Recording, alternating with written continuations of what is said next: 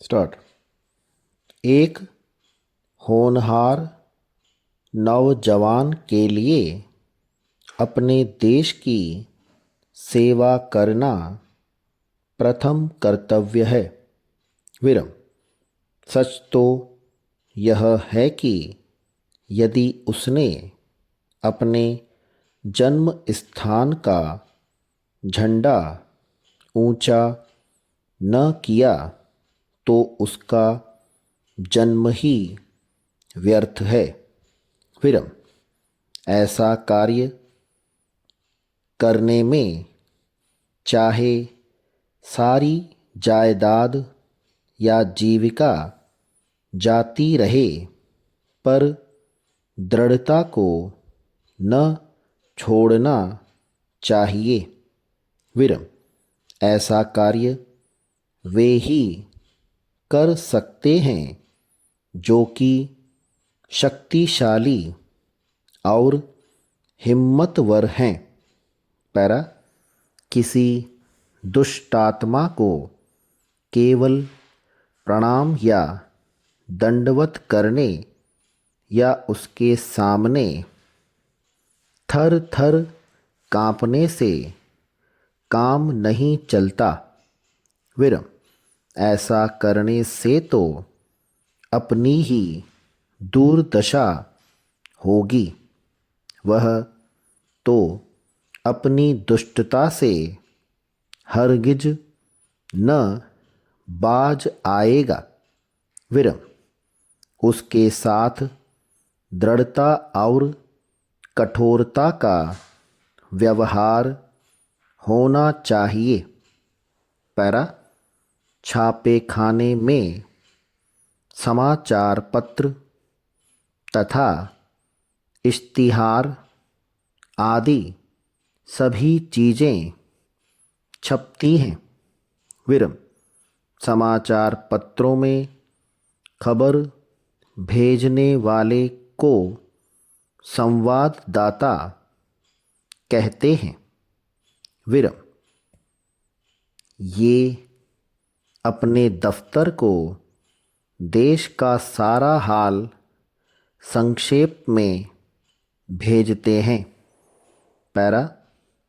किसी भी दृष्टिकोण से देखिए, भारत के लिए एक ऐसे स्वयंसेवक दल की बड़ी आवश्यकता है जो कि चुपचाप परंतु दृढ़ता के साथ प्रातःकाल से लेकर सायंकाल तक उसकी सेवा में तत्पर रहे, चुपके न बैठे।